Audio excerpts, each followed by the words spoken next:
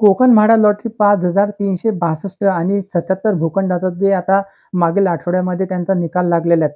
त्या लॉटरीचा निकाल लागल्यानंतर जे ई-एम-डी अमाउंट आहेत 17 ऑक्टोबरपासून सुरुवात होणार आहे. काहींना ही ई-एम-डी अमाउंट आलेली आहे, काहींना ई-एम-डी अमाउंट आले नाही. खूप सारे जे आपल्या कमेंटमध्ये प्रश्न आलेले, की "सर आम्हाला अजून ई-एम-डी अमाउंट आलेली नाही, आम्हाला केव्हा परत येणार आहे?" काहींनी 3 ते 4 फॉर्म भरलेले आहेत, त्यांना एका फॉर्मची ई-एम-डी अमाउंट आली, बाकीचे उरलेली फॉर्मची ई-एम-डी अमाउंट केव्हा परत येणार आहे? काहींचा असा प्रश्न आलेला आहे, की सर मी 5 फॉर्म भरले. मला त्याच्यामधील एका लोकेशनला घर लागलेले आहेत. मला आता ई-एम-डी अमाउंट त्या लोकेशनची परत येणार का? परत तुम्ही म्हाडा लॉटरीमध्ये तुम्हाला घर लागलंय, तुम्हाला एक्सेप्ट, रिजेक्ट, सरेंडरचं जे तुमच्या पोर्टलला तुम्ही लॉगिन केल्यानंतर ऑप्शन आलेले आहेत. तुम्हाला घ्यायचं की नाही घ्यायचं? एकदा म्हाडामध्ये घर घेतलं की तुम्हाला परत घेता येते का? ही सर्व माहिती या व्हिडिओमध्ये आपण पाहणार आहोत. चॅनलवर तुम्ही पहिल्यांदा असाल, चॅनलला सबस्क्राईब करा, व्हिडिओला लाईक करा. म्हणजे सिडको, म्हाडा लॉटरी आणि जे मुंबई महानगरपालिकेची 426 घरांची जी लॉटरी आली, त्याची माहिती या चॅनलवरती तुम्हाला वेळोवेळी मिळत असते. तर चला आपण आता स्टेप बाय स्टेप जे तुमचे जे कमेंट आहेत, त्या कमेंटचे आपण उत्तर पाहणार आहोत. सर्वप्रथम आपण जी माहिती पाहणार आहोत, त्या माहितीमध्ये आपल्याला सर्वप्रथम जे लॉटरी त्यांचा एक प्रश्न आलेला आहे, की "सर मी 4 फॉर्म भरले, मला 1 घर लागलं. तर मला आता ई-एम-डी अमाउंट त्या 4ही घरांची रिफंड येणार, की ज्या लोकेशनला मला घर लागलं त्या लोकेशनचे द्याल?" तर त्यांच्या प्रश्नाचं उत्तर असं आहे, की समजा तुम्ही 4 फॉर्म भरले. 4 फॉर्म भरल्यानंतर तुम्हाला तर ज्या लोकेशनला तुम्हाला घर लागलेलं आहे, त्या लोकेशनची जी ई-एम-डी अमाउंट तुम्ही भरलेली आहे, ती ई-एम-डी अमाउंट तुम्हाला रिफंड मिळणार नाही. बाकीचे ते 3 लोकेशन आहेत, त्या 3 लोकेशनची तुम्हाला ई-एम-डी अमाउंट रिफंड मिळणार आहे.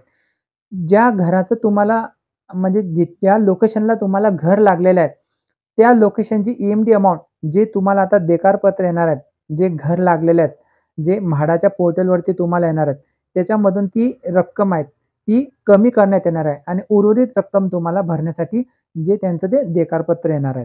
त्यामुळे हे तुमच्या प्रश्नांचं उत्तर आहे. काहींनी प्रश्न केलेले आहेत, की "सर मी 5 फॉर्म भरलेले आहेत. मला त्याच्यापैकी 2 फॉर्मचे रिफंड आलेले आहेत. बाकीचे 3 फॉर्मचे केव्हा येणार आहेत?" तर त्यांच्या प्रश्नाचं उत्तर असं आहे, की जे 1,50,000 म्हणजे 1,58,000 जे या लॉटरीमध्ये ज्यांनी आवेदन केलेले होते, त्यापैकी जे जवळपास 1,50,000 ज्यांना घर लागलेले नाहीत, त्यांना जी ई-एम-डी अमाउंट येण्याची जी प्रोसेस असते, ही स्टेप बाय स्टेप असते. तुम्ही 5 फॉर्म भरले, तर तुम्हाला आय थिंक 2 फॉर्मचे आलेले आहेत. आता 3 फॉर्मची येणार आहे. तुम्हाला 7 दिवस लागू शकतात, 15 दिवस लागू शकतात. कारण की मागच्या लॉटरीचा अनुभव आहे पुणे म्हाडा लॉटरीमध्ये 2024 मध्ये. म्हणजे स्टेप बाय स्टेप 7-7 दिवसांनी हे जे ई-एम-डी अमाउंट आहे, ही रिफंड आलेली होती, ज्यांचा आपण फॉर्म भरलेला होता. तर तुम्ही निश्चिंत राहा. जवळपास 1 महिन्याच्या आतमध्ये ही जी ई-एम-डी अमाउंट आहे, ही तुम्हाला रिफंड येणार. जे तुम्ही तुमच्या ऑनलाईन फॉर्म भरताना जी बँकेची डिटेल्स तुम्ही तिथे शो केलेली आहेत, त्या बँकेच्या डिटेल्समध्ये येणार आहेत. आता मध्यंतरी जे दिवाळीच्या सुट्ट्या आल्या त्यामुळे वेळ लागत आहे. नाहीतर आतापर्यंत खूप साऱ्या लोकांची ई-एम-डी अमाउंट रिफंड आली असती. त्यानंतर ज्यांनी आता चुकीची माहिती दिलेली आहे, बँकेची अकाउंट आता काय झालेले आहेत, खूप सारे गोंधळलेले आहेत.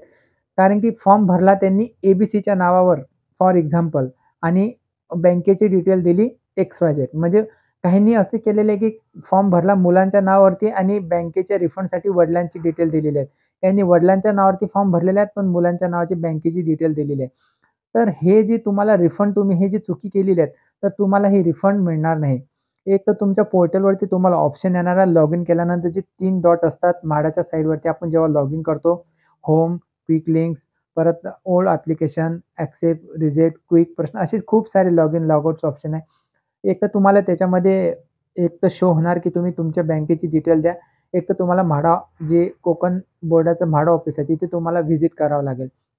कारण की त्यांनी त्यांच्या पोर्टलमध्ये सुद्धा सांगितलं होतं किंवा त्यांच्या पी-डी-एफमध्ये सुद्धा सांगितलं होतं, की तुम्ही ज्या व्यक्तीच्या नावाने फॉर्म भरणार आहात, तुम्हाला त्याच बँकेची डिटेल त्याच व्यक्तीच्या नावाची द्यावी लागेल.